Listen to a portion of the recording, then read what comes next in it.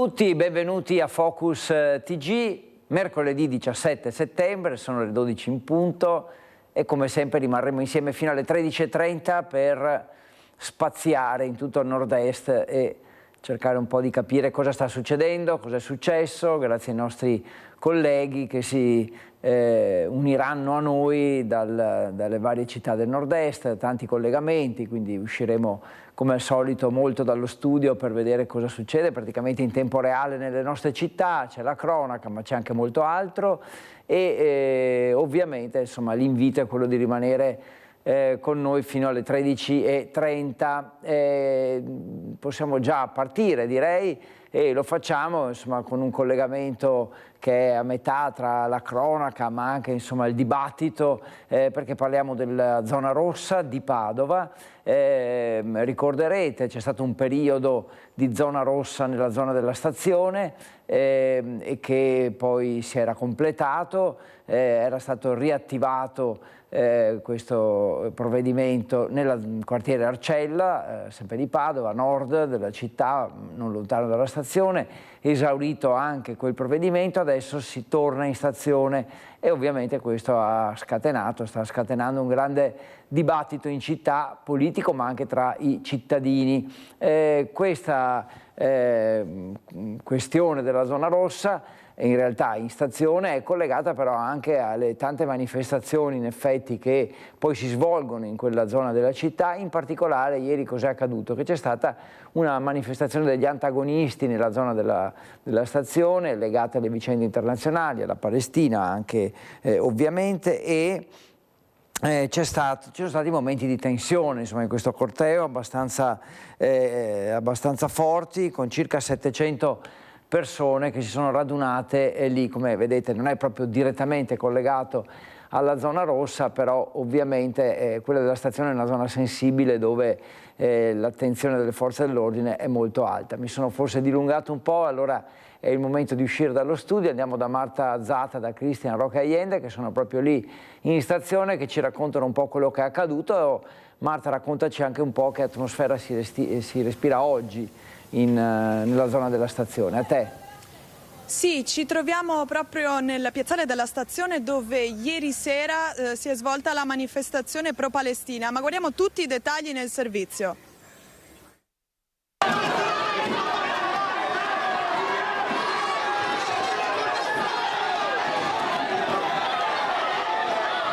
Sono le 18 quando nel piazzale della stazione di Padova si scatenano momenti di forte tensione tra la polizia e gli attivisti pro-Palestina. Circa 400 manifestanti hanno unito le forze a suon di slogan per accedere ai binari, ma il cordone degli agenti del secondo reparto mobile della questura di Padova e di Bologna li ha bloccati all'entrata. Da un lato i manifestanti colpiscono con spintoni e aste delle bandiere, dall'altro gli agenti rispondono con i manganelli.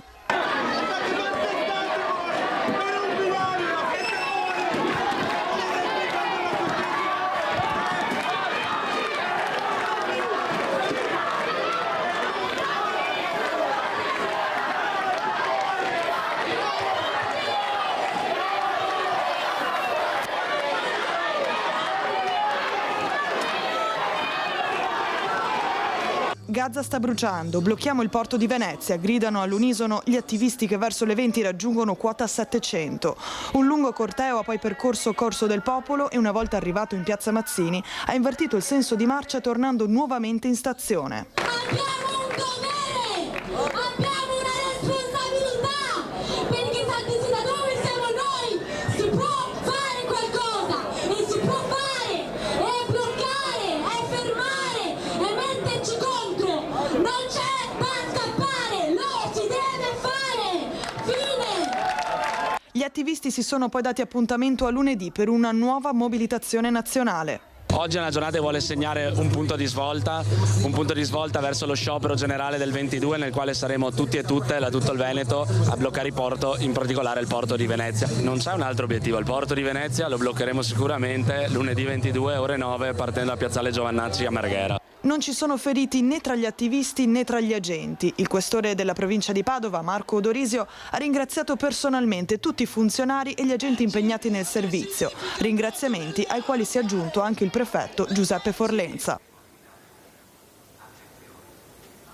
Erano appunto più di 700 i manifestanti che ieri si sono ritrovati riuniti per protestare, sono stati chiamati dai centri sociali, tra i quali anche il Pedro, e diciamo una folta gruppo di manifestanti è andato contro la polizia. Fortunatamente, lo abbiamo detto, non ci sono stati feriti né tra gli agenti della polizia né tra i manifestanti. A far salire la rabbia anche il fatto che proprio ieri il Senato accademico del BO ha deciso che non discuterà la mozione che avrebbe messo ai voti il sostegno verso la Sumud Global Flotilla, che appunto è stata colpita con i droni proprio in questi giorni, nave che sta cercando di portare aiuti umanitari verso appunto Gaza, con evidentemente diverse difficoltà.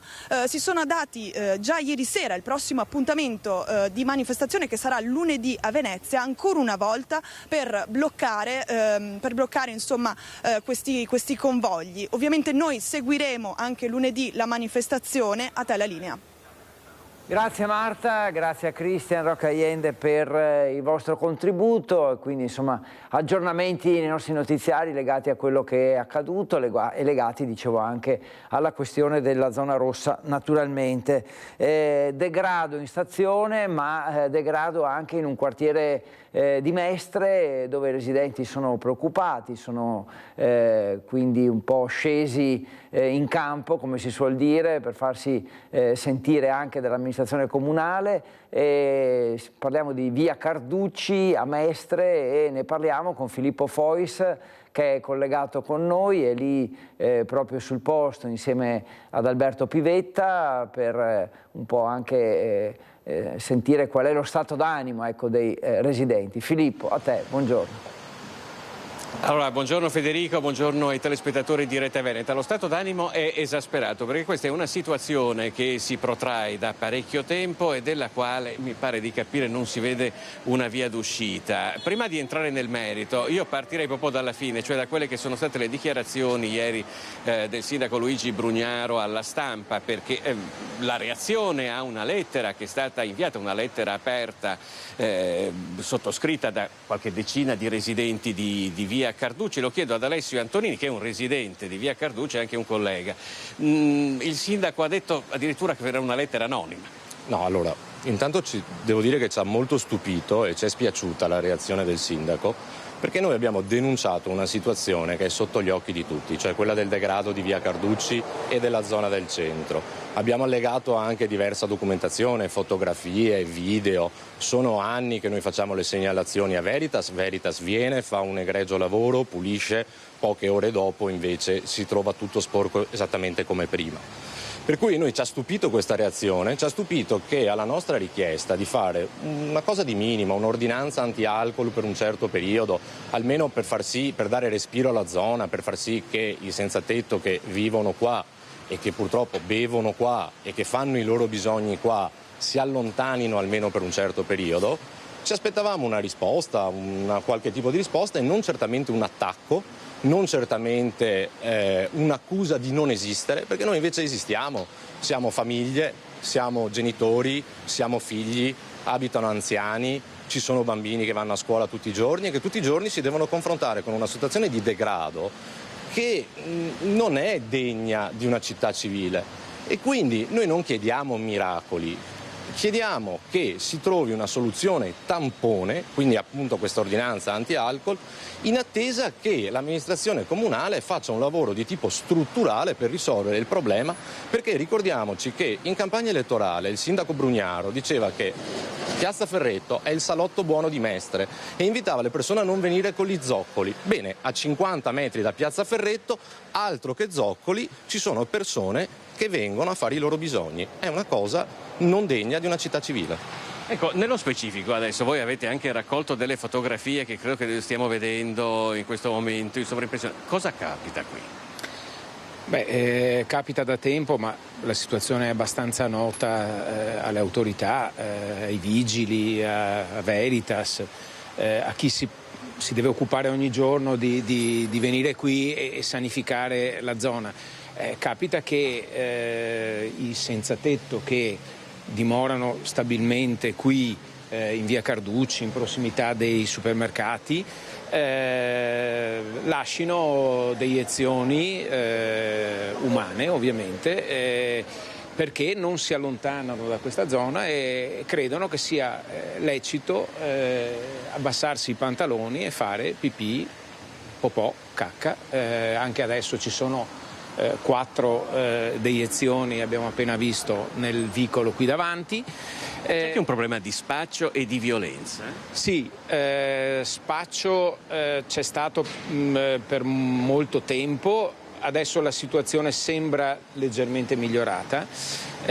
Violenza, ogni tanto qualche lamentela l'abbiamo raccolta.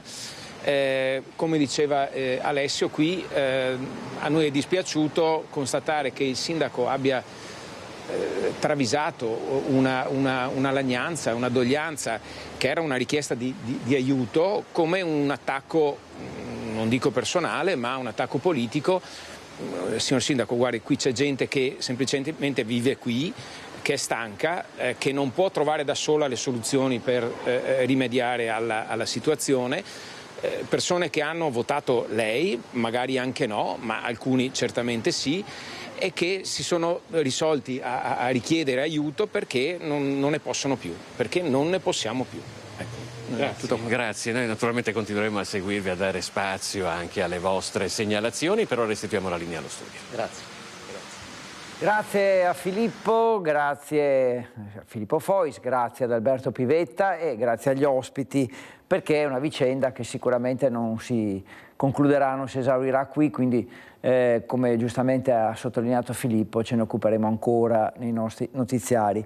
Un passaggio rapidissimo qui all'interno dello studio, 12 e 12 minuti, usciamo subito nuovamente perché è stata un'altra notte di scorribande dei ladri, parliamo della Marca trevigiana, anche se la situazione purtroppo è simile anche nelle nostre altre province del nord-est, quindi andiamo subito da Christian Arboit che con Tommaso Migot è a Monastier, quindi insomma non lontano da Treviso, e per parlare proprio di questa così piaga. Christian, ti stai un po' specializzando purtroppo in una serie di vicende che insomma ogni giorno riempiono le pagine di cronaca. A te, Christian.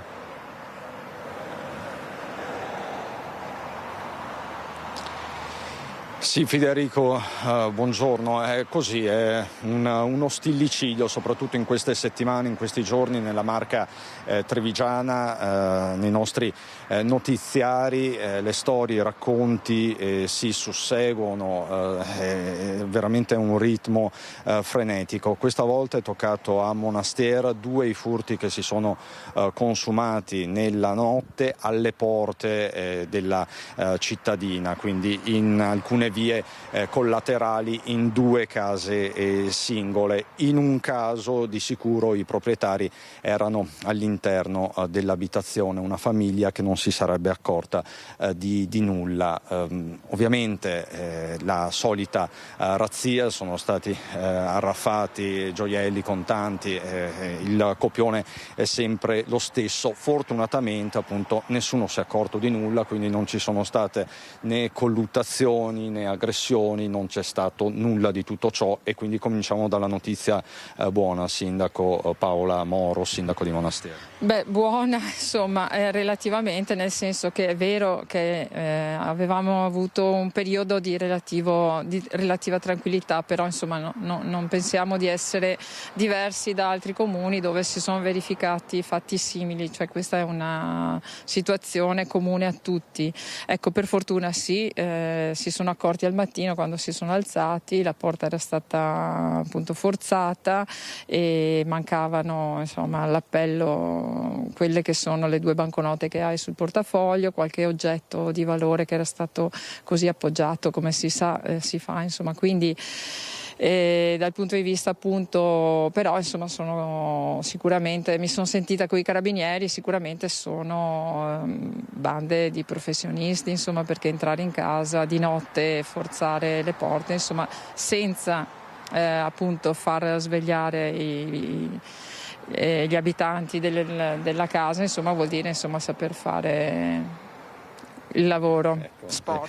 Il lavoro sporco che appunto in questi giorni stiamo vedendo un po' in tutti i comuni della Marca, poi qui Monastir siamo vicini a Maserata, a Breda, è una zona molto colpita perché sappiamo che roncade, quindi si concentrano. Insomma sì, appunto allora appunto mi sono sentita appunto con i carabinieri e anche con una delle famiglie, poi seguirà anche la seconda, anche per portare diciamo la nostra in un certo senso solidarietà, e i carabinieri mi dicono comunque che sono già iniziate le indagini, che non si brancola nel buio perché probabilmente stanno seguendo le orme insomma di chi si sta muovendo nel territorio con questi gesti insomma malavitosi.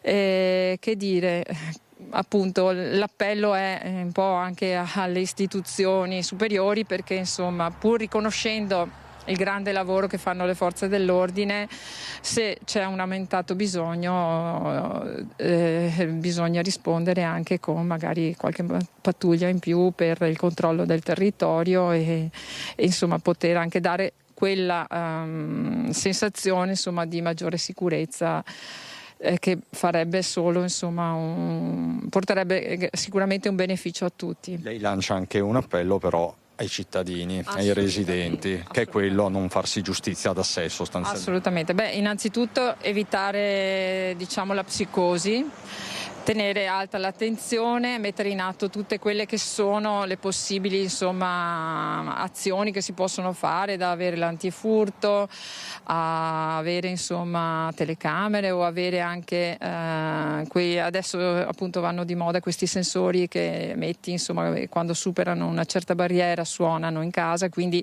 ti svegliano, magari accendi le luci e magari insomma i malavitosi fuggono, perché no? Ma poi soprattutto appunto qualora, ma è un appello che faccio anche ai miei familiari stessi, qualora ci si trovasse di fronte a un ladro, un malintenzionato, mai reagire, perché non si sa chi sia davanti, se sia armato eccetera, e quindi è vero, dobbiamo rinunciare ai nostri beni, va bene, però si comprano anche se hanno valore affettivo, valore insomma economico, pecuniario, però la vita è preziosissima, quindi mai mettersi così a rischio, e quindi è importante ecco insomma tenere il sangue freddo e mai reagire. Questo è il duplice messaggio del sindaco di Monastir Paola Moro, che ringrazio, grazie davvero sindaco. Quindi confermati 2 furti nella notte, nel cuore della notte, in un caso con i residenti, i proprietari di casa all'interno dell'abitazione.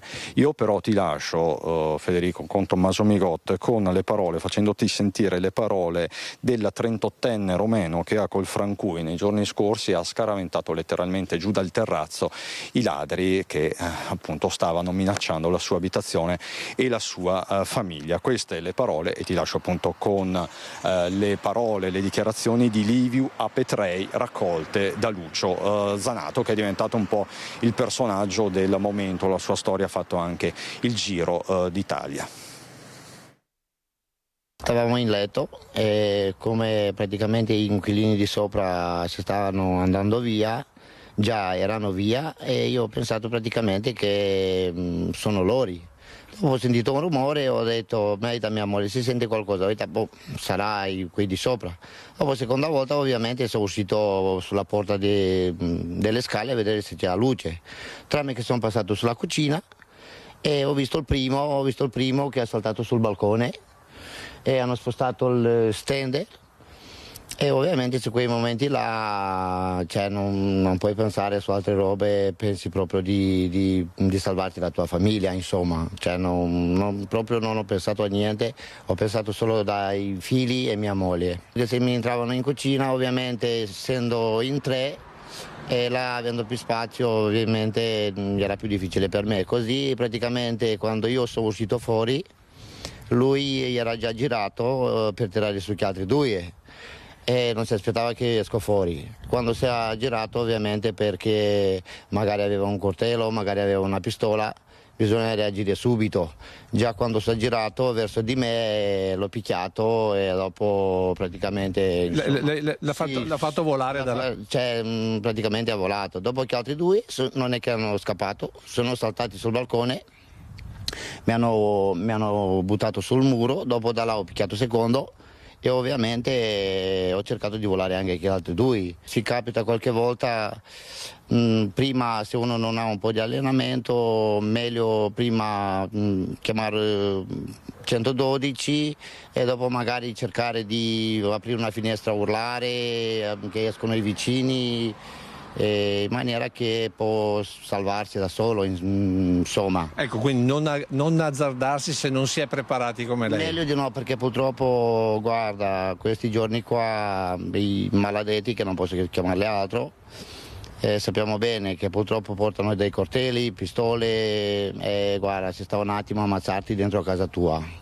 Perché insomma per loro non c'è la legge e insomma ti ammazzano, dopo scappano via e basta. E dopo purtroppo io ho detto sempre piuttosto piangere mia mamma meglio che piangere sua mamma. Grazie a Dio che sono stato a casa, perché se non ero a casa cioè, non posso, cioè, neanche non voglio pensare a questa roba qua. Difatti adesso io praticamente non manco mai da casa, sono tutte le sere a casa, perché la mia famiglia deve essere in sicurezza. Purtroppo ci sono tante persone che ce l'hanno da paura a abitare proprio sulla propria casa, insomma. Sarebbe meglio che la gente si fa un po' vedere, perché in realtà non è questa qua. I ladri bisogna che sappia di non andare a casa degli altri. Magari io sono stato un esempio. Ecco, quindi essere presenti, magari anche i vicini essere presenti, cioè non chiudersi in casa propria? Sì, praticamente insomma non chiudersi e bisogna che prima o poi deve finire questa roba qua con i ladri, perché purtroppo qua in Italia da noi ci sono un migliaia di questi casi qua e mi dispiace soprattutto anche per gli anziani, che sento spesso che poverini, no, ma manco quei giovani, magari qualcuno che ha allenamento così, bisogna che si fa vedere, che così magari riusciamo a ridurli un attimo. Grazie a Lucio Zanato per questa intervista, insomma una serie di vicende, questa in particolare ha colpito molto l'opinione pubblica, che in questi giorni insomma fanno veramente pensare a quello che sta accadendo.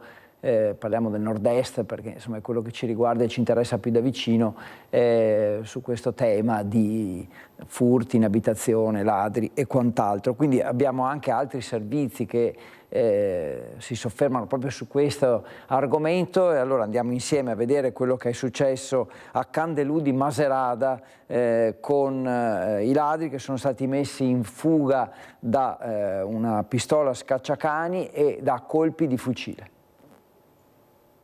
7 colpi sparati in aria con una scacciacani da un residente mettono in fuga i 2 ladri che intorno alle 20:30 hanno tentato di entrare in un'abitazione tra via Cesare Battisti e vicolo Cesare Battisti. All'interno della villetta in quel momento c'è la proprietaria 75enne. 2 hanno sforzato il balcone là, che il ragazzo, il figlio della signora, ha detto che pesa 3 quintali. E lei ha sentito un rumore e ha chiamato subito suo figlio che era via. Ha rischiato di trovarseli in casa? Mancava niente. Da lì è partito un tan-tan tra i vicini, qualcuno è accorso a vedere cosa fosse successo, qualcuno invece è passato ai fatti sparando 7 colpi con una scacciacani. Il ragazzo che abita là davanti ha visto 2 correre per di là verso il vigneto, però poi mio figlio ha fatto un giro col fuoristrada, ha fatto un giro e non si è visto nessuno. La 75enne sotto shock è stata accolta da malore. Ha avuto qualche problema perché non si ricordava neanche come si chiamava, lei è andata in tachicardia in pratica. Non è possibile lavorare una vita per costruirsi una casa e poi arrivano i ladri e ti portano via tutto, dicono i residenti esasperati, quell'esasperazione che porta sempre più spesso i cittadini a reagire contro i malviventi. Grazie a Francesca Bozza per questo aggiornamento di cronaca, insomma, su quello che sta accadendo. Ancora un tema legato magari non direttamente ai furti in abitazione, ma agli anziani e a, diciamo, la loro posizione fragile che li fa spesso essere vittime. Quello che è accaduto è che purtroppo non è la prima volta, un finto tecnico dell'acqua e 2 falsi vigili hanno rubato tutto l'oro nella casa di 2 anziani raggirandoli. Scusate. Il fatto è avvenuto a Zero Branco, c'è il racconto della figlia che dice: ora sono distrutti anche perché spesso subentra una sorta di senso di vergogna quando le vittime vengono rovinate, possiamo dire in questo modo. Gli ho detto: guardi signora, qui c'è un odore particolare e quindi è meglio che controlliamo anche la tubatura interna. Sostanzialmente ci sono delle perdite di gas all'interno dell'acqua. È con questa scusa che un finto tecnico dell'acqua ha abbindolato una coppia di anziani residenti in via Alighieri a Zero Branco, riuscendo così ad introdursi in casa loro. Mia mamma li ha fatto entrare in garage, ha spruzzato praticamente una sorta di gas che sapeva appunto odore di gas e ha detto sostanzialmente a mia mamma: guardi signora, qui è meglio che spegniamo un po' tutto perché poi può saltare per aria tutto. C'era una macchina fuori, una macchina bianca con 2 persone all'interno che aspettavano fuori. Ovviamente qui c'è gas. Questi si sono precipitati dentro. Una parola in codice che ha richiamato altri 2 uomini vestiti in divisa che stavano all'interno di una macchina bianca parcheggiata poco distante dall'abitazione. Simulando scoppietti e continuando ad allertare la signora, intimandola di staccare qualsiasi spina in casa.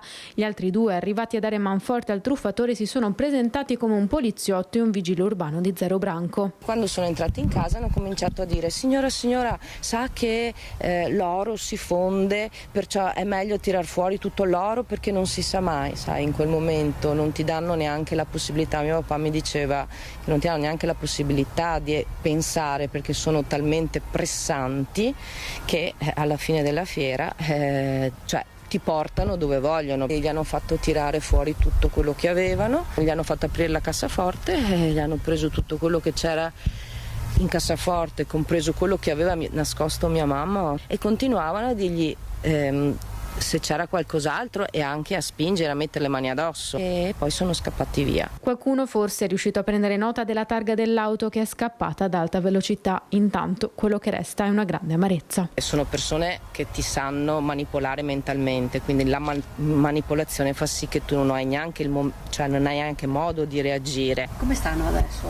Non stanno bene, ma soprattutto il fatto che comunque tu gli abbia da una parte dato e consegnato, magari uno si sente anche in colpa, e poi la rabbia perché come fai ad aggirare 2 persone di una certa età, ma con che coscienza? Grazie a Edi Kaliman, anche qui avete sentito insomma vicende da altri punti di vista che comunque parlano di questo fenomeno così pericoloso e così in peggioramento, possiamo dire, a nord-est. Allora, in particolare nella Marca, perché insomma stiamo seguendo di più questa zona per quanto riguarda fenomeni delinquenziali di questo tipo, sentiamo come il sindaco Mario Conte parla di questi fenomeni di degrado, di questa situazione così difficile, quindi un veloce commento da parte sua raccolto da Elena Dal Forno. Beh, ovviamente sono dispiaciuto per questi episodi di degrado. È fondamentale però, invece che utilizzare i social network, chiamare subito le forze dell'ordine, perché se interveniamo puntualmente riusciamo anche a educare queste persone, a far capire loro che certi comportamenti non si devono assumere. Se invece prima si va sui social network, poi si chiamano i giornalisti e poi ci si dimentica di chiamare le forze dell'ordine, tutto questo nostro impegno rischia di diventare vano. Quindi andrò a fare un sopralluogo personalmente, ovviamente in via 24 maggio, però l'appello che faccio ai cittadini è che di fronte a situazioni di degrado devono chiamare immediatamente le forze dell'ordine. Solo così riusciamo a intervenire puntualmente nel momento in cui succedono gli episodi. Con la richiesta del sindaco di Treviso Mario Conte in caso di episodi di degrado che in questo caso erano segnalati da un da una cittadina l'importanza di coinvolgere sempre le forze dell'ordine, proprio perché poi possano andare a fondo di quello che è accaduto, anche eventualmente indagare, e quindi diventa più facile, oltre che rivolgersi direttamente al sindaco, all'amministrazione, insomma il coinvolgimento delle forze dell'ordine è fondamentale. Ancora la cronaca, sono le 12:29 di questo mercoledì 17 settembre, la cronaca che ci porta al Lido di Venezia, perché era ricoverato all'ospedale San Camillo degli Alberoni al Lido dal 4 settembre e per cause ancora in fase di accertamento un paziente autonomo e sempre collaborante è uscito dall'ospedale, è caduto in laguna e ha perso la vita. Veramente una morte assurda per Ruggero Di Seppi, di 64 anni, veneziano. Quando il suo corpo è stato ripescato dall'acqua, proprio davanti all'ingresso dell'ospedale, non c'era più nulla da fare. La direzione dell'ospedale del Lido ha subito aperto un'indagine interna per capire come siano andate esattamente le cose, e sempre la direzione dell'ospedale ha espresso le più sentite condoglianze alla famiglia della vittima. Sul posto per i rilievi sono intervenuti la Polizia di Stato e i Vigili del Fuoco. Ancora cronaca, ma andiamo nel Vicentino, quindi da Treviso a Venezia, adesso a Vicenza, perché la polizia ha arrestato uno straniero che aveva tentato di introdursi in un'abitazione privata, quindi torniamo alla questione dei furti, e a lanciare l'allarme era stata una residente. Una disavventura, quella vissuta da una residente del quartiere di Santa Bertilla. Probabilmente svegliata dai rumori che arrivavano da un'altra stanza, si è imbattuta in un uomo che, dopo aver divelto l'infisso di una finestra, stava tentando di entrare a casa sua. Tutto è successo intorno alle 7 del mattino. A quel punto la donna, nonostante lo spavento, ha avuto la prontezza di chiamare gli agenti della volante, che l'hanno bloccato mentre si aggirava nel giardino del condominio nel tentativo di scappare. Si tratta di uno straniero con precedenti e non in regola con i documenti di soggiorno. È stato arrestato con l'accusa di tentato furto in abitazione con l'aggravante della violenza alle cose. All'esito dell'udienza di convalida è stata disposta la misura cautelare dell'obbligo di firma per 3 giorni alla settimana. Il questore di Vicenza sta anche valutando l'adozione di misure di prevenzione a carico del responsabile del reato. Un episodio che, come altri, solleva preoccupazione in città, per cui l'ex sindaco Francesco Rucco interviene rilanciando il tema politico del ruolo dei vigili di quartiere. È evidente che in tutti i quartieri della città questi fatti di cronaca si stanno reiterando, si stanno ripetendo. Manca un capillare controllo del territorio da parte delle forze della polizia locale, poco presente in questo momento, a supporto anche delle forze dell'ordine. Chiediamo che il sindaco, come delegato alla sicurezza, intervenga immediatamente per ripristinare i turni nei territori e nei quartieri, perché il vigile di quartiere di fatto non sta funzionando, perché andare nei quartieri su preavviso in fasce orarie determinate, sono di fatto 2-3 ore a quartiere per ogni settimana, è poco efficace. Ora andiamo a Padova, perché un anno fa la morte di Chiara Iaconis, poi in realtà a Padova fino a un certo punto, perché la giovane padovana era stata uccisa a Napoli, ricorderete, da una statuetta lanciata da un balcone mentre era in vacanza nella città campana. La famiglia oggi, nelle scorse ore insomma, ha incontrato Papa Leone XIV. Domenica l'abbraccio della città di Napoli con il concerto dedicato a Chiara in piazza del municipio. Oggi la famiglia è ricevuta da Papa Leone XIV. È passato un anno da quando il cuore della trentenne padovana ha smesso di battere dopo una lotta per la vita durata 2 giorni. Il 15 settembre 2024 Chiara Iaconis era stata colpita alla testa da una statuetta di onice lanciata da un balcone nei quartieri spagnoli nell'ultimo giorno di vacanza a Napoli, dove si trovava con il fidanzato. Le sue condizioni erano parse da subito disperate, ma tutti avevano pregato per un miracolo. Ogni speranza si era spenta 2 giorni dopo, il 17 settembre. Da allora Chiara è stata adottata dalla città di Napoli. Per la sua famiglia è iniziato il lungo cammino di chi piange la perdita di una figlia, di una sorella, di una compagna, ma chiede a gran voce che sia fatta giustizia. Oggi, nel giorno del primo anniversario della sua morte, mamma Cristina, papà Gianfranco e la sorella Roberta saranno ricevuti ricevuti da Papa Leone, un desiderio espresso a Papa Francesco e poi al nuovo pontefice dalla mamma, che ha scritto una lettera al Vaticano e ricevuto come data per l'udienza proprio il 17 settembre. L'incontro avverrà dopo l'udienza generale del mercoledì, nei giorni in cui la Chiesa vive il Giubileo della Consolazione.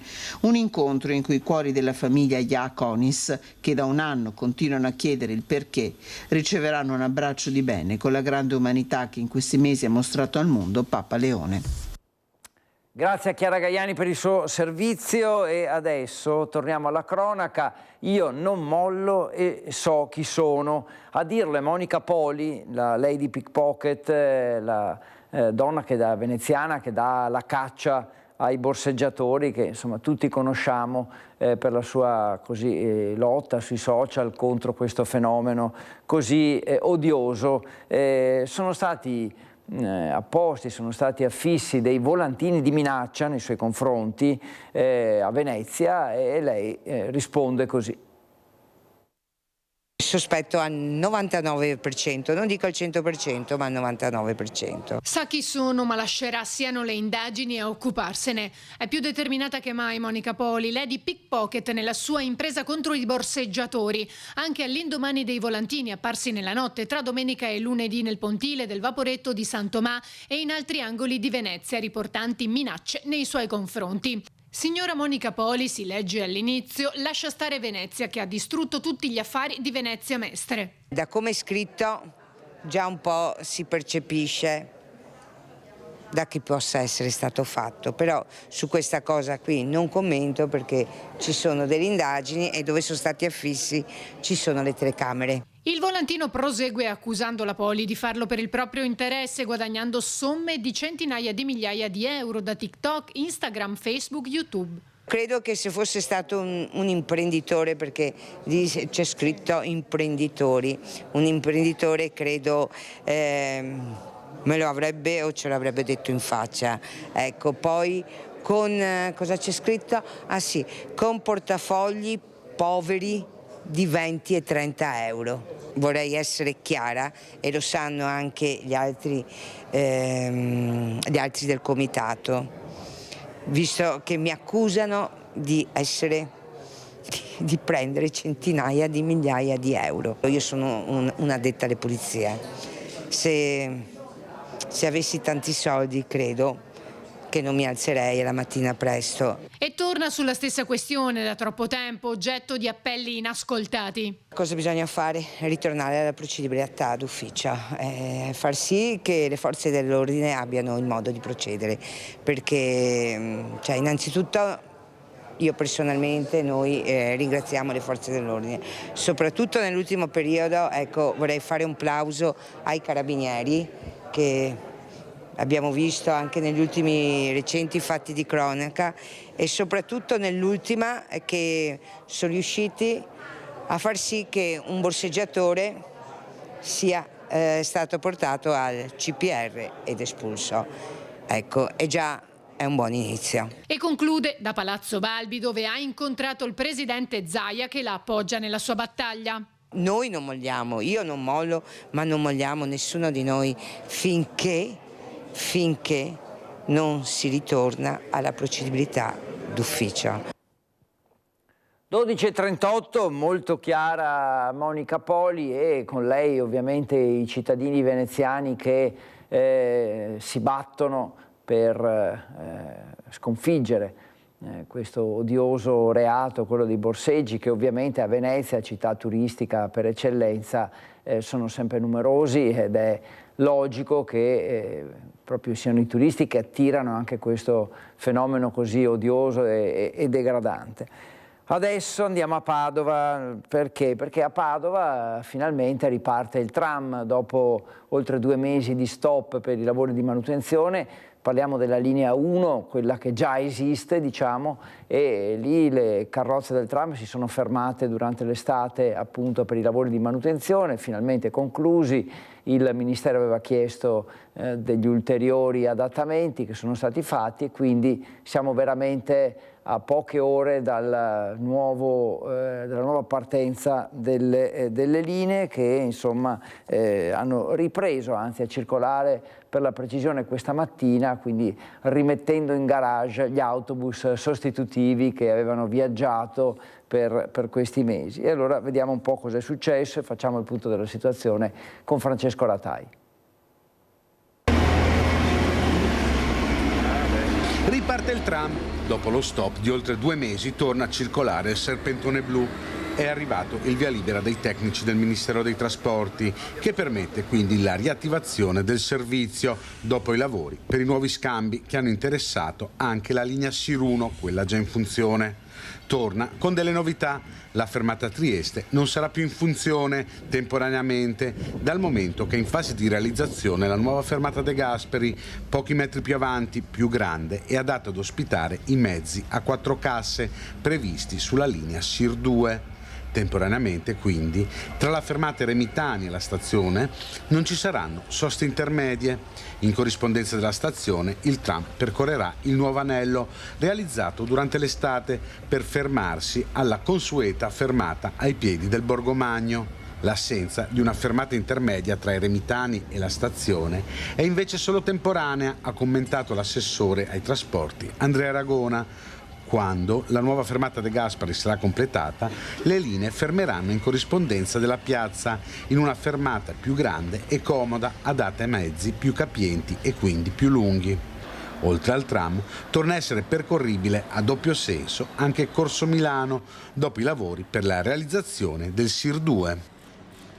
E adesso, prima di tornare ovviamente ancora a cronaca e ad altre notizie che vengono dalle nostre città, apriamo una pagina politica che quindi è trasversale e vale un po' per tutti a nord-est, in particolare in Veneto, perché insomma stiamo affrontando ogni giorno temi legati alle elezioni regionali, ai candidati, eccetera.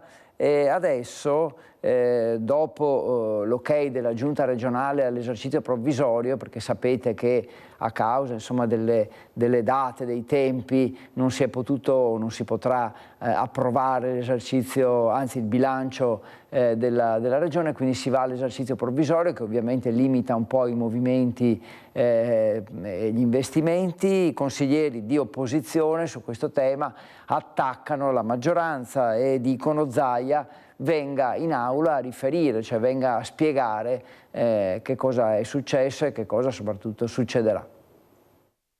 L'atteggiamento di Zaia di obbligarci all'esercizio provvisorio perché si deve votare nell'ultimo giorno possibile, perché lui deve essere governatore fino all'ultimo giorno possibile, è una scelta politica che noi giudichiamo irresponsabile. Chiediamo al Presidente Zaia di venire in aula e giustificare questa scelta irresponsabile di fronte al suo Consiglio regionale e al Veneto. I rappresentanti dei gruppi consigliari di opposizione sono intervenuti da Palazzo Ferrofini per chiedere al Presidente Zaia di riferire in aula sulla scelta di ricorrere all'esercizio provvisorio, decidendo di far votare i cittadini veneti nell'ultima finestra consentita dalla legge. Assenteista totale, ma soprattutto si sottrae al dibattito. Questa è la cosa che a noi preme, cioè non avere la possibilità di discutere, di confrontarsi, magari anche di arrivare a delle sintesi. Questo non è mai stato fatto in questo Consiglio e secondo me è estremamente grave. Ma questo è grave dal mio punto di vista perché vuole screditare l'istituzione. Evidentemente lui si ritiene superiore all'istituzione stessa. È una eredità pesante quella che lascia il Presidente Zaia al Veneto, ai cittadini e alle cittadine del Veneto, perché non si potranno fare tantissime cose che in tempi diciamo normali, di bilancio normale, si potrebbero e si possono fare, anzi sarebbe doveroso, come in Liguria e le altre regioni che sono andate appunto al voto nel 2024 hanno provveduto a fare un bilancio per il 2025, quindi dando la possibilità a chi è venuto dopo di poter decidere esattamente quello che voleva, come voleva.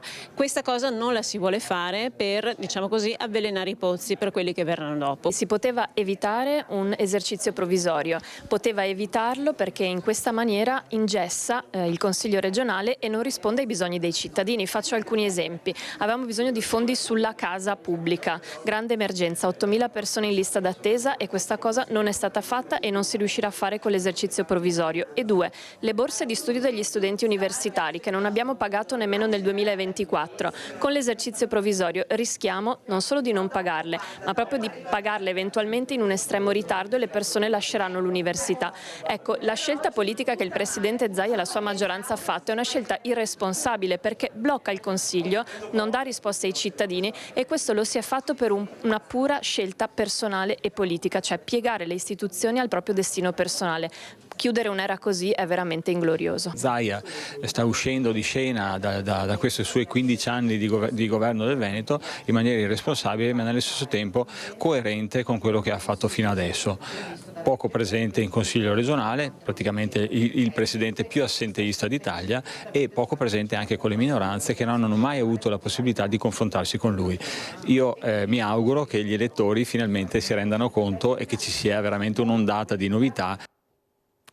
Dibattito politico, in questo caso erano le minoranze ad attaccare il presidente del Veneto uscente Zaia, ma insomma ovviamente ci sono grandi manovre anche per quanto riguarda le elezioni che probabilmente saranno verso la fine di novembre, e a Ring c'è stata una lite in diretta ieri sera tra Roberto Marcato e Gian Antonio D'Arè, l'assessore leghista infatti, che è in odore di corsa solitaria, sembrava essere vicino alla lista Liga Veneta Repubblica di D'Arè, ma le vecchie ruggini sul congresso regionale del Carroccio fanno riesplodere la polemica. Pare che insomma a questo punto ogni dialogo sia bloccato. Ripercorriamo questi momenti. Tony ha detto una cosa grave, su cui io non intendo sorvolare, ma ha detto una cosa grave per cui mi ero leggermente riavvicinato a lui con questa roba che ha detto. Ritorniamo lontani come era prima, non voglio avere niente a che fare con lui. Le nostre strade sono divise e saranno divise per sempre. Il banco salta in diretta a sorprese, così un eventuale accordo che avrebbe potuto essere clamoroso. Cronaca di uno psicodramma politico che si consuma in pochi istanti sul tavolo di Ring. Attori Gian Antonio D'Arè, guida di Lega Veneta Repubblica, pronto a raccogliere per le regionali tutti gli scontenti del Carroccio, e Roberto Marcato, che scontento lo è da tempo e sembra vicino a D'Arè. Lo confermano i toni sornioni di inizio trasmissione. Riavvolgiamo il nastro di pochi minuti. Lei accoglierebbe, no, col tappeto rosso Marcato, un Marcato eventualmente respinto dalla Lega, diciamo non candidato dalla Lega, mettiamola così. Col tappeto verde. Col tappeto verde, giusto, ha ragione. Sì, mi permetta la puntualizzazione. Poi i sorrisi si spengono e va in scena lo scontro in diretta. Galeotto e l'accenno a una ferita mai rimarginata. Congresso regionale Lega 2023, Marcato che lancia la candidatura opposta ad Alberto Stefani, ma si scontra con quella amatrice trevigiana di Franco Manzato e dopo settimane di altissima tensione ritira la candidatura con parole molto dure. È un punto di svolta nella storia di Marcato e gli strascichi si fanno sentire ancora adesso. La valanga è immediata. Quando ci si candida si va in guerra sempre. Io sono sempre andato e ci vado anche in questo frangente. Cioè non doveva ritirare la candidatura, doveva andare avanti. Esatto, allora se ti candidi vai avanti. Lei qua disse, ho trovato. Ma scusate, il candidato trevigiano che hanno proposto loro. Loro. Chi è che se l'ha inventato? Chi è che se l'ha inventato? Non se l'ha inventato Tony D'Arè, se l'ha inventato un certo Paolo Ropo, dove che tu sei andato a parlare per primo e quindi gli affari vostri gestiteli tra di voi. Lui aveva anche detto, me lo ricordo bene una volta da voi, ha detto vedrete, e non mi sbaglio, che Marcato si è tolto dalla candidatura perché gli hanno promesso il seggio a Bruxelles. Chi gli ha detto? Tu l'hai detto. Tu. Quando? No, Antena 3. No, caro sì, anche a Rete Veneto. No, caro bello. Ti sei ritirato perché non avevi neanche le firme per l'appoggio di candidatura. Questa è la verità, caro Roberto Marcato. Ma cosa si Tanto è vero che Manzato ti ha proposto ma cosa stai dicendo? Ma questa è una puttanata di portata colossale. Tony, non avevi le firme di appoggio di candidatura. Io al posto tuo manterrei un contegno e metterei la pietra sopra perché sai come sono state le cose. Lo sai benissimo che la tua candidatura è stata ostacolata da un tale presidente di regione che si chiamava gli hanno promesso il seggio a Bruxelles. Mi risponde a non mi pare che sia a Bruxelles. Visto che hai detto sta cosa qua che è una bugia, con me Lasciami pure perdere le cose. Lasciami pure perdere.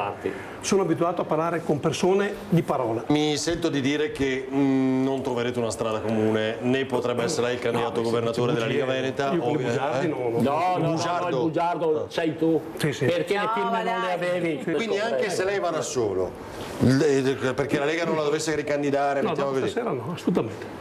Con lui non parlo più, basta. Fine di un ravvicinamento che per ammissione dello stesso Marcato era in ballo. In ogni caso l'assessore campione di preferenze ribadisce che in un modo o nell'altro in corsa ci sarà. Se non sarò della partita è perché la Lega ha deciso di rinunciare al sottoscritto. A quel punto là io molto serenamente faccio una corsa. Però molti pensavamo potesse esserci una corsa insieme a Tony Darè, quella da stasera immagino.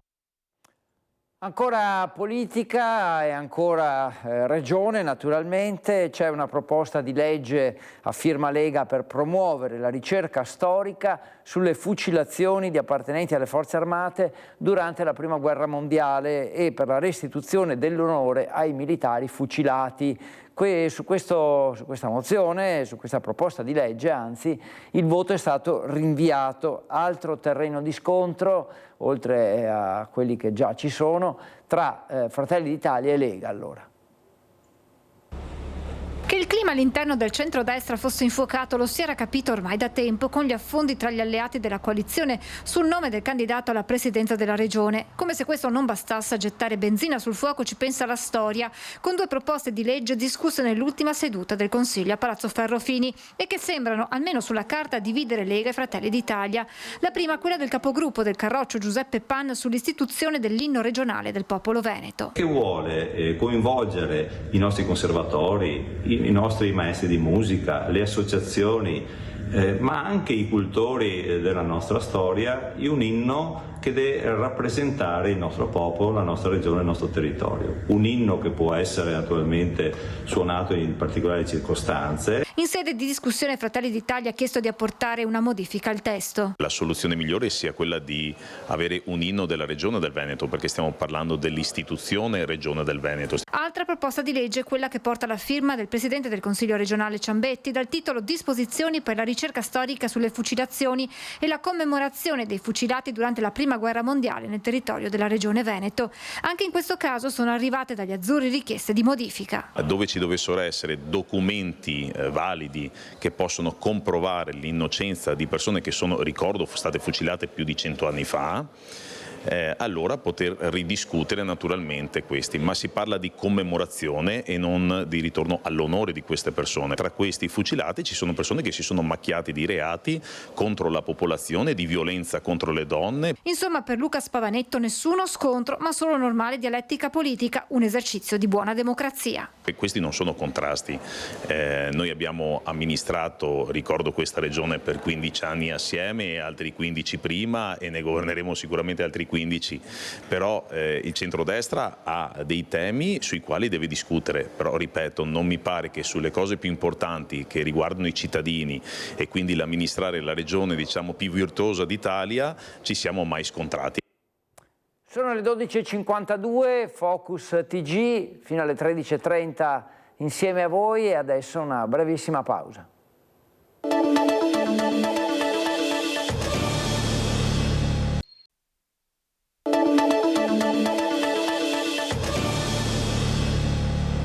(12.56), bentornati nello studio di Focus TG. Ripartiamo dalla cronaca con quello che è accaduto a Caldogno, con l'intervento dei carabinieri e del nucleo ispettorato del lavoro, perché sono state riscontrate irregolarità in un albergo ed è stata comminata una maxi ammenda per l'amministratore.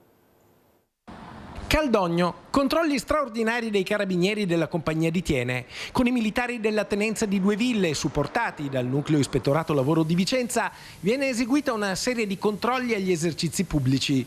Nell'occasione, in un albergo, vengono riscontrate gravi irregolarità riguardanti la sicurezza sui luoghi di lavoro. Per questo è stato adottato un provvedimento di sospensione dell'attività imprenditoriale ed elevato a carico dell'amministratore ammende per oltre 30.000 euro. L'amministratore, destinatario anche di prescrizioni in materia di salute dei lavoratori, è stato pure deferito in stato di libertà alla Procura di Vicenza per le irregolarità riscontrate. Sempre cronaca, ma andiamo in Friuli Venezia Giulia con un pregiudicato triestino ubriaco e la cui patente era stata revocata, che è stato protagonista di un episodio pericoloso alla guida della propria vettura, un inseguimento stradale, una tentata fuga a piedi in via Milano e che si è conclusa tra le abitazioni di via Catullo. Decisiva la prontezza di azione di 2 pattuglie dei carabinieri. Una Lancia Y bianca che zigzagava pericolosamente lungo via Milano. Ecco il motivo dell'intervento dei carabinieri, alcune essere fa attorno alle 22:45 durante un servizio di controllo del territorio.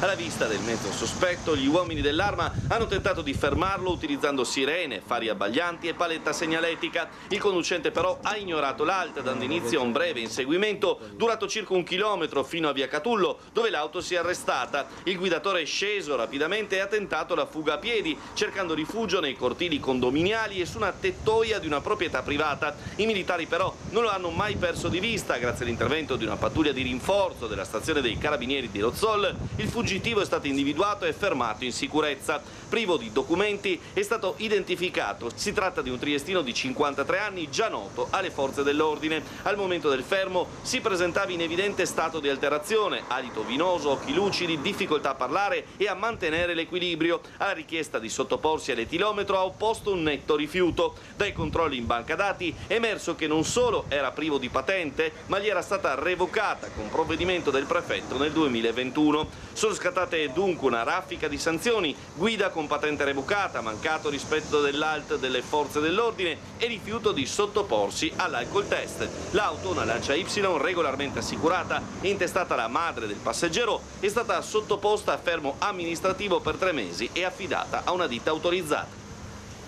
Adesso parliamo di scuola, andiamo a Marostica perché nella scuola di Ponte Campana si è scoperto che sono necessarie delle verifiche strutturali e così sono arrivati i container per ospitare gli studenti.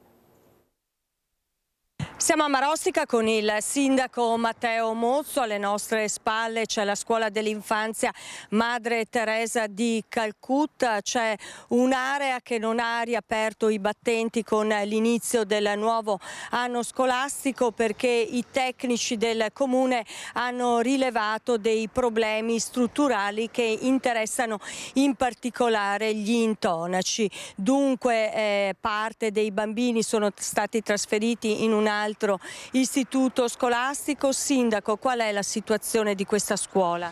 Adesso la situazione in questo momento è in verifica da parte della ditta che abbiamo già incaricato e che, al di là delle prime indagini preliminari, adesso dovrà fare un controllo accurato e puntuale su tutta la struttura. In questo momento noi siamo in pieno cantiere. Nello scorso weekend sono state terminate le gettate e tutte quelle opere di sottoservizi per collegare alla linea di fognatura e acquedotto l'ampliamento di quella che è la struttura scolastica per mezzo di 10 unità in container. Sono moduli appunto prefabbricati, autosufficienti, in quanto tutti hanno un riscaldamento anche indipendente oltre che il raffrescamento, e c'è anche il modulo bagno. Questa è una struttura che abbiamo preso a noleggio in quanto è temporanea, proprio per dare possibilità di sfogo, se così vogliamo dire, alle 2 classi presenti qui a Ponte Campana, dove invece abbiamo una classe trasferita a Crosara, sono ospiti di un'altra struttura di nostra proprietà. Vedremo come si evolverà nei prossimi giorni, naturalmente, la questione dei sopralluoghi per dare delle date un po' più certe. Parte dell'edificio, vi dicevo, non è agibile in questo momento perché sono stati riscontrati questi problemi strutturali. Delle 3 classi che normalmente entrano nell'edificio, 2 sono presenti in un'area nuova realizzata in cemento armato, successiva all'ala quella più vecchia. Una terza classe è stata invece trasferita in un edificio, come diceva anche il sindaco, a Lusiana Serena Conco. Adesso sono arrivati i container, li vedete alle nostre spalle. Da questa mattina sono in corso le operazioni di scarico e di posizionamento. A che cosa serviranno i container? I container serviranno a realizzare un ampio salone di sfogo per le attività didattiche e se gli insegnanti decideranno favorevolmente anche a trasferire la classe che in questo momento è presso l'altro istituto. È una situazione provvisoria, nel senso che l'amministrazione sta già lavorando alla realizzazione e progettazione di una nuova struttura, chiamiamola definitiva ma temporanea, se così vogliamo dire, nell'area di Via Altobagi, nella zona vicino al centro storico, nei pressi anche dell'istituto comprensivo capoluogo, dove realizzeremo una struttura decisamente più ampia, sempre in container. In questo caso verranno acquistati per realizzare letteralmente una nuova scuola che possa ospitare tutte e tre le classi.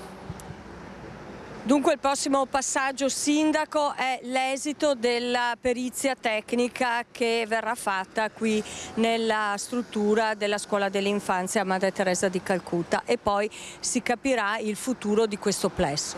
Esatto, lo capiremo nelle prossime settimane, nel prossimo mese e dopodiché una volta avuta, definiamola così, la lista della spesa, dovremo capire se riusciremo a fare gli interventi con fondi comunali, se gli interventi saranno piccoli oppure se naturalmente dovrà essere messa all'interno del bilancio e dovremo cominciare a cercare i contributi necessari.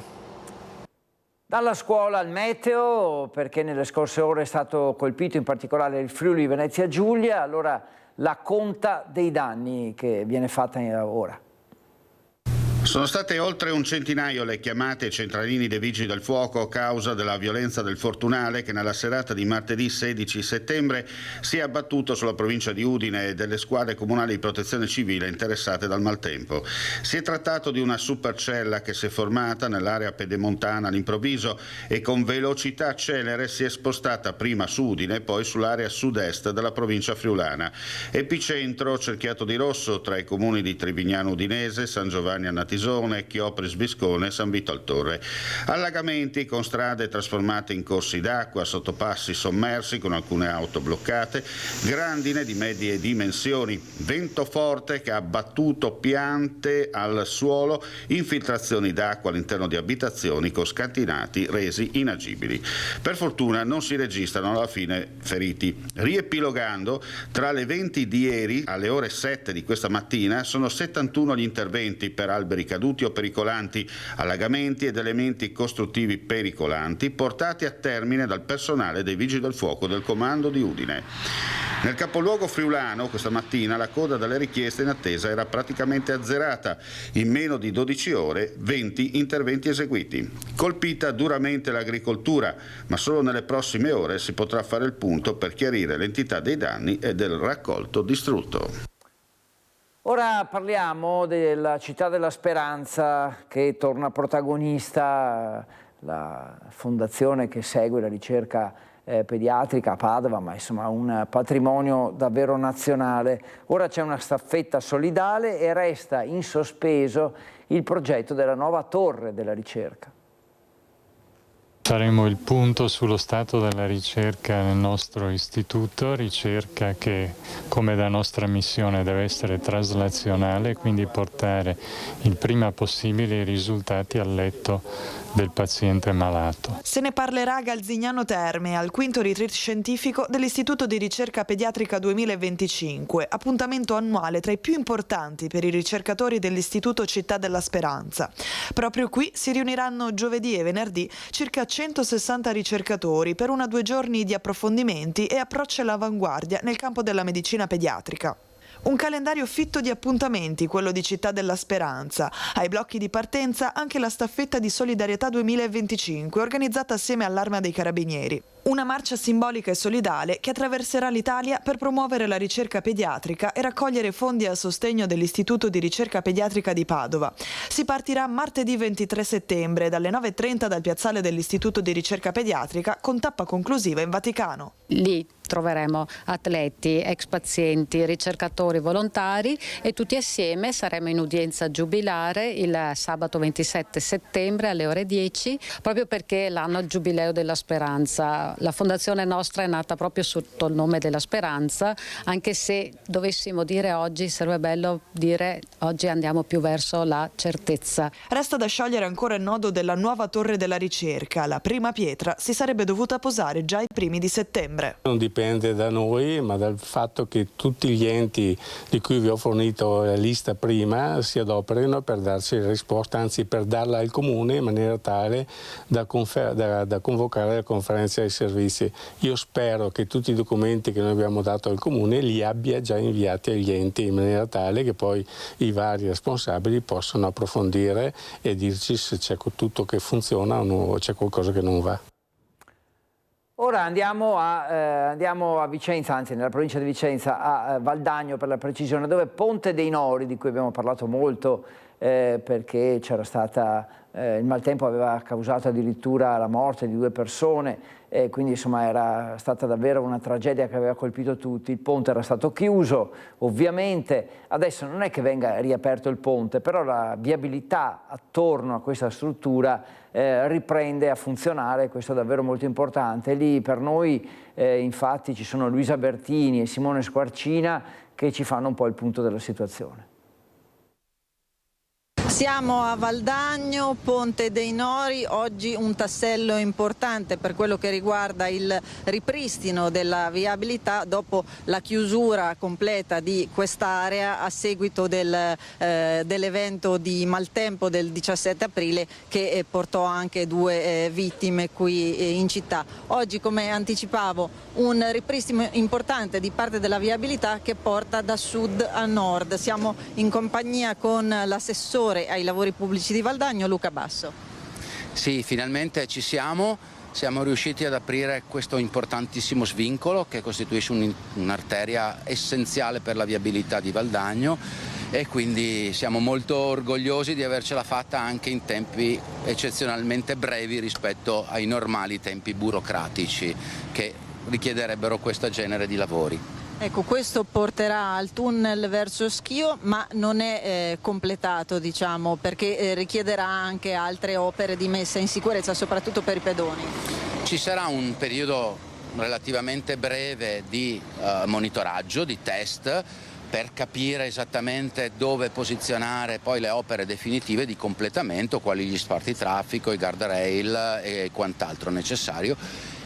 Seguiranno ulteriori opere per gli attraversamenti pedonali, per realizzare un attraversamento pedonale che da Valdagno al Ponte dei Nori e a Spagnago, dall'altra parte del ponte attualmente non agibile, attualmente richiede un lungo giro attorno alla rotatoria e quindi verremo anche a realizzare questa nuova opera, però questo con i tempi un po' più ordinari rispetto all'eccezionalità che ha richiesto l'apertura del traffico qui. Ecco, questa riapertura comporta, diciamo, che non ci saranno più delle lunghe code, che sarà più fluido e la viabilità non verrà a scaricarsi qua.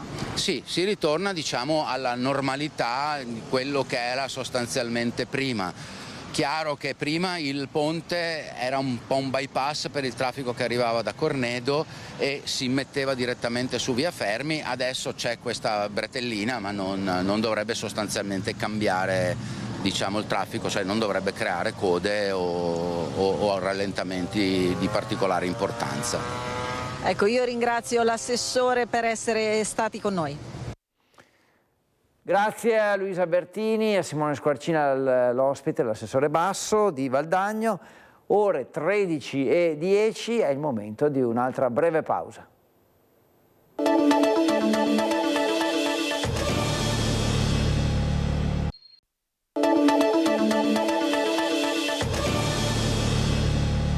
Ultima parte di Focus TG in compagnia fino alle 13:30. Abbiamo spaziato in lungo e in largo per il nostro nord-est. Andiamo sulla Marmolada adesso per parlare di una discesa a folle velocità con un monociclo. I ricercatori del Dipartimento di Geografia dell'Università di Padova, durante una missione di ricerca, hanno immortalato in un video l'ultimo episodio di un turismo molto pericoloso in montagna. La riflessione degli esperti è davvero amara, si pensa più a questo che alle condizioni preoccupanti dei ghiacciai.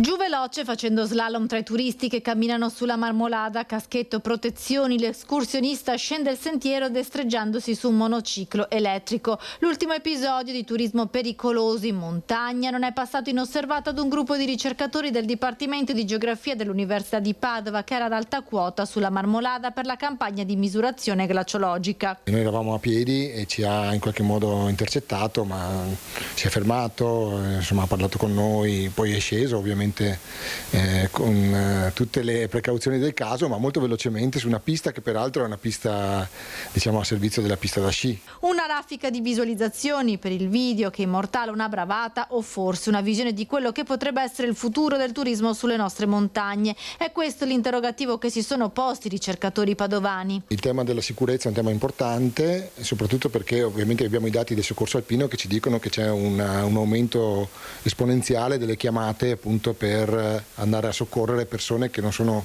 attrezzate ma soprattutto educate e alfabetizzate all'ambiente di alta montagna. Dalle passeggiate in montagna con le ciabatte, quest'estate il tema dell'overtourism sprovveduto ad alta quota ha fatto discutere più di quelle che sono le preoccupanti condizioni dei ghiacciai e delle montagne. Questa è la riflessione del professor Varotto. Questa è una situazione che è abbastanza paradossale, perché da un lato fa colpo e fa notizia un monoruota che arriva sul ghiacciaio della Marmolada e forse non fa più notizia invece vedere ruspe, vedere caterpillar, vedere gatti delle nevi che si muovono ovviamente sul fronte del ghiacciaio per assicurare l'innevamento artificiale. Quindi quale dei due mezzi è fuori luogo in quell'ambiente? C'è da interrogarsi insomma su questo. Le condizioni dei ghiacciai vengono monitorate da anni dagli esperti dell'Università di Padova e il segno del cambiamento climatico è purtroppo inesorabile sulla Marmolada, una colpa che però non è solo di chi sfreccia con un monociclo ad alta quota. Soffrono per causa nostra, possiamo dire così, quindi non dobbiamo mai perdere la connessione tra ciò che sta accadendo ai ghiacciai e alle alte quote con tutto ciò che pur lontano dai ghiacciai sta generando questo tipo di processi e di fenomeni. Parliamo sempre di ambiente perché è lento ma inesorabile il calo della falda acquifera nell'area delle Sorgive a Carmignano di Brenta. Si sta lavorando per creare 2 bacini artificiali di ricarica grazie a un'importante collaborazione tra pubblico e privato. Sentiamo. Da campi coltivati a mais a bacini artificiali capaci di ricaricare la falda, soggetta dagli anni 50 in poi a un progressivo calo e impoverimento. È un intervento nel segno della gestione responsabile e sostenibile dell'acqua, quello realizzato nel comune di Carmignano di Brenta e sostenuto con oltre €1 milione dal gruppo San Pellegrino, che si impegna a curarne la manutenzione per i prossimi 20 anni. Tante volte parliamo invece di prelievo di falla, oggi invece parliamo di un progetto fondamentale che va a ripinguare la nostra falla con 758.000 metri cubi di acqua all'anno, con un progetto che prevede oltre 1.400 piante per raddoppiare questa area e rimboschirla per quanto riguarda dal punto di vista della sostenibilità ambientale, un progetto quindi a 360 gradi. Nell'area a ridosso del bosco limite saranno realizzati 2 bacini artificiali. Uno di bioritenzione in cui l'acqua prelevata da una roggia viene prima fatta passare all'interno di un laghetto che ha una funzione di fitodepurazione e ha una funzione anche di decantazione, e poi un laghetto artificiale di infiltrazione. L'acqua viene immagazzinata nel periodo ottobre-maggio, quando non viene usata per scopi irrigui. Il progetto è frutto di un'importante collaborazione pubblico-privato realizzata con il supporto del Consiglio di Bacino Brenta e del Consorzio di Bonifica Brenta, al lavoro anche Etifor, spin-off dell'Università di Padova. Un intervento, immaginatevelo come dimensione, sono 25.000 metri quadri, quasi 4 campi da calcio. E cosa viene fatto? Viene fatta agricoltura rigenerativa, quindi consumando il meno quantitativo possibile di acqua. Vengono realizzati poi 2 aree, una umida e un lago di infiltrazione, dove l'acqua dal canale consortile entra nell'area umida, si purifica attraverso un effetto di fitocaptazione, per poi entrare in un lago di infiltrazione di ghiaia che quindi lascia percolare, lascia scendere l'acqua nel sottosuolo ricaricando la falda. I lavori di scavo sono già partiti. A ottobre saranno posizionati i sensori per il controllo della qualità dell'acqua, a novembre partiranno le piantumazioni. Adesso parliamo di scuole, di alimentazione, di salute, perché è in arrivo un nuovo vademecum nelle scuole padovane proprio su questo argomento. Nutrizione, salute e responsabilità. L'obiettivo è quello di sensibilizzare e di tentare di colmare quel buco di educazione alimentare che oggi manca completamente nelle nuove generazioni. La provincia di Padova lancia così nelle scuole un nuovo vademecum diretto a famiglie, insegnanti e studenti affinché l'alimentazione diventi parte integrante del percorso di crescita e di apprendimento. Il nostro obiettivo è quello, con la collaborazione dell'Istituto Zooprofilattico ma anche con la pediatria, di creare questo vademecum, delle semplicissime regole da far arrivare ai dirigenti scolastici ma poi direttamente alle famiglie e agli studenti per adottare degli sani stili e delle attenzioni durante la giornata per quanto riguarda il tema appunto dell'alimentazione. Il patto educativo promosso dalla provincia di Padova insieme a specialisti del settore medico, scientifico ed educativo mette al centro dell'agenda scolastica 3 principi fondamentali: la qualità e la sicurezza degli alimenti, la salute degli studenti e la lotta allo spreco alimentare. I tempi della scuola sono tempi non soltanto della campanella che suona al mattino e termina alla fine delle lezioni, ma i ragazzi hanno anche tempi molto lunghi per raggiungere le loro abitazioni, poi al pomeriggio i tempi dello sport, poi i tempi dello studio. Ecco, c'è bisogno di riempire questi tempi con una sana alimentazione ma soprattutto con sani stili di vita.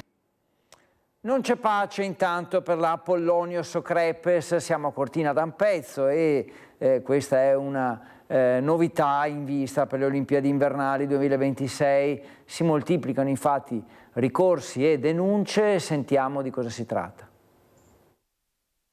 Residenti e proprietari di case del villaggio storico di Lacedel di Cortina d'Ampezzo, posizionato nell'immediata vicinanza della stazione d'arrivo della cabinovia Apollonio Socrepes, progettata in vista dei Giochi Olimpici e Paralimpici Invernali Milano-Cortina 2026, hanno depositato un esposto presso la Procura della Repubblica di Belluno, ipotizzando responsabilità penali per disastro e frana colposa, oltre a violazioni in materia di sicurezza sul lavoro. I presentatori avevano già depositato 3 ricorsi al TAR del Lazio, anche a riguardo dei rischi idrogeologici relativi alla costruzione della cabinovia olimpica e alla sovrapposizione dei cantieri, la cui udienza avrà luogo il 29 ottobre 2025, ma hanno presentato questa denuncia perché tra il 29 e il 30 agosto si è verificata una frana di oltre 30 metri di lunghezza su un versante posto in località Socrepes a monte dell'abitato di Lacedel. Frattura poi allungatasi fino a oltre 40 metri, con un abbassamento superiore ai 50 cm del terreno e a deformazione del muro di contenimento di cemento armato del cantiere adiacente a quello della stazione di arrivo della cabinovia. Da Simico si risponde che il cantiere è relativo all'impianto di Apollonio Socrepes, opera pubblica di preminente interesse nazionale come stabilito dalla legge, insiste su aree distinte da quelle in cui sono in corso interventi di natura privata, come lo ski bar Riad Saco e la cabinovia Lacedel Socrepes. Nelle aree interessate si è verificato un allentamento superficiale del terreno, che secondo la società è assolutamente gestibile nell'ambito delle ordinarie attività di cantiere. In ottemperanza al decreto di compatibilità ambientale della Regione Veneto, Simico dichiara infatti di avere svolto un'ampia campagna di indagini geognostiche ante opera, i cui risultati sono stati trasmessi ai competenti uffici regionali, a garanzia della sicurezza dei luoghi e delle persone. A seguito dei sopralluoghi effettuati nei giorni scorsi con esperti nazionali della materia, sono stati comunque previsti interventi di drenaggio delle acque dovute alle recenti precipitazioni e un ulteriore piano di monitoraggio per garantire la regolare prosecuzione dei lavori. Torniamo ora in Friuli Venezia Giulia perché è stata presentata l'edizione 57 della Barcolana, al via mercoledì 1 ottobre con quasi 600 appuntamenti in vista della Coppa d'autunno che invece è in programma per il 12 ottobre. Più lunga della storia perché iniziamo addirittura il 1 ottobre per arrivare al 12 ottobre, la Barcolana che si estende dal centro della città di Trieste alla periferia, ai comuni del Carso e poi arriva in Friuli, a Cavazzo, a Grado e Lignano. Tanti sport diversi, una vela che cresce con già 800 iscritti alla Barcolana, quindi c'è tanta voglia di stare in mare e devo dire che lo slogan di quest'anno, dove la passione incontra il mare, è già realtà. Quasi 600 appuntamenti compresi in 235 eventi in 12 giorni e 7 località. Sono i numeri della Barcolana 57 in programma dal 1 al 12 ottobre, giornata della Coppa d'autunno. Un evento sempre più inclusivo che riflette su temi importanti come il ruolo delle donne nella vela e nella società, la tutela dell'ambiente e lo sviluppo degli sport collegati all'acqua. Barcolana 57 ha il suo centro di gravità a Trieste, ma si svolge anche a Grado, Lignano, il Lago dei Tre Comuni, il corso del fiume Tagliamento e tutti i comuni del territorio triestino. È un importantissimo appuntamento per noi, sono oltre 40 anni che noi siamo presenting partner e main sponsor della Barcolana, abbiamo tante iniziative, per me è la quarta partecipazione alla Barcolana ed è una cosa entusiasmante perché è una festa per tutta la città, credo che metta in mostra un po' tutte le qualità di questa città meravigliosa. Con la miriade di eventi sportivi, musicali, letterari, non solo il villaggio Barcolana che torna con 200 tra espositori, sponsor, partner e istituzioni, la Barcolana si conferma anche come grande vetrina per il territorio. Barcolana è stata una leva di marketing territoriale per far conoscere Trieste nel mondo. Oggi c'è un tema di qualità dell'incoming, qualità dell'accoglienza, cercheremo di garantire insieme a tutte le istituzioni del territorio dei servizi per tutti coloro che arriveranno a partecipare alla Barcolana per rendere l'esperienza unica.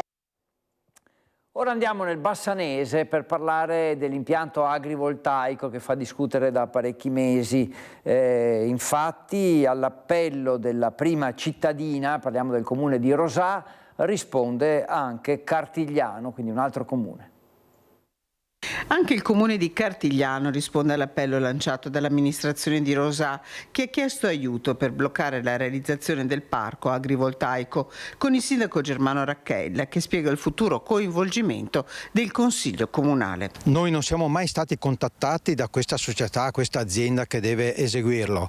In ogni caso ci siamo confrontati con i comuni di Rosà e Bassano del Grappa e abbiamo deciso di fare una delibera da portare in Consiglio Comunale dove esprimiamo la nostra contrarietà a questa struttura. A pronunciarsi sarà quindi il Consiglio Comunale dopo la proroga della prima scadenza fissata per il 22 agosto per la chiusura della prima parte dell'iter in Regione. Si lavora senza sosta per sostenere i cittadini e comitati che non vogliono vedere quel polmone verde trasformato in un parco fotovoltaico da 73 ettari. Nel frattempo anche il comune di Cartigliano ribadisce la volontà di salvaguardare il progetto del parco rurale della civiltà delle Rogge, non ancora arrivato a una conclusione. Il Parco delle Rogge è sempre stato un posto da tutelare, da anni l'abbiamo riconosciuto Parco delle Rogge e naturalmente con i vincoli che anche noi abbiamo sempre rispettato, ora come ora sarebbe un vergognoso avere una struttura così impattante che distruggerebbe la bellezza del nostro territorio. Ora andiamo a Villa Verla perché c'è una femmina di Sparviero in difficoltà che è stata salvata dai vigili del fuoco e affidata alle cure del centro recupero animali selvatici. Sono intervenuti a Villa Verla i vigili del fuoco per recuperare un esemplare femmina di Sparviero che era in difficoltà. Il rapace, probabilmente ferito a un'ala e con segni di denutrizione, è stato soccorso e affidato alle cure dei volontari del Centro Recupero Animali Selvatici dell'Associazione Difesa Natura 2000 Colli Iberici. Ed ora andiamo a parlare di cultura, anche di spettacolo se vogliamo, perché Marco Goldin ha presentato il suo nuovo spettacolo teatrale che celebrerà i 100 anni dalla morte di Monet, il maestro che lanciò l'impressionismo.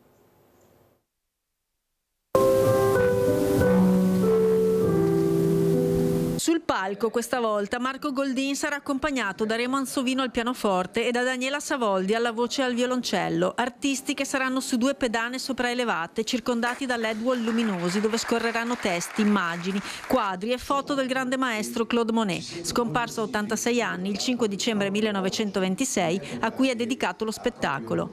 E al centro Goldin racconterà storie, episodi di una vita dedicata all'arte e al colore. Una volta era talmente preso da quello che stava dipingendo, non si è accorto che stava arrivando l'ora della marea, lui si era fatto calare con delle funi in basso dalla scogliera fino al livello di queste spiagge con il ghiaino, no, che ci sono in Normandia, e lui non si è accorto, è arrivata la marea e ha travolto tutto, è riuscito ad ancorarsi ad una roccia, ha perso i quadri, le altre tele che aveva, i pennelli, il cavalletto, e per fortuna che da sopra sono riusciti a tirarlo su con le corde e una carrucola, perché altrimenti sarebbe finito in mare anche lui. Credo che sia una cosa molto divertente, che però ci dice veramente l'ossessione di Monet proprio per dipingere in mezzo alla natura e il dimenticarsi di tutto mentre stava dipingendo. Poesia e tecnologia per regalare emozioni, ma utilizzando l'intelligenza artificiale con grande parsimonia. Non mi piace questa